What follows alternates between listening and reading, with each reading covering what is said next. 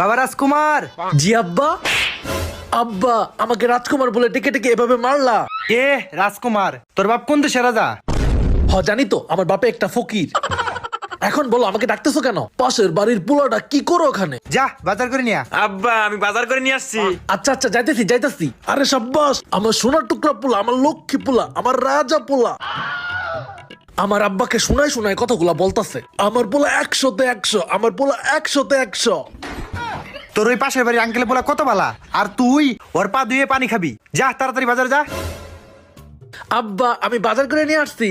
এত দেরি বাজার করতে? দেখো গা, তোমার পোলা কই থেকে জানি আড্ডা দিয়ে আসলো। কিরে তুই কি তাই করছস? না আব্বা না, আমি কিছু করি নাই।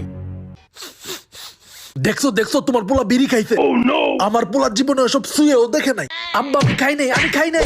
দে দে, ভালো হয়েছে ভালো হয়েছে। আমার পোলার মতো একটা পোলা নাই গো।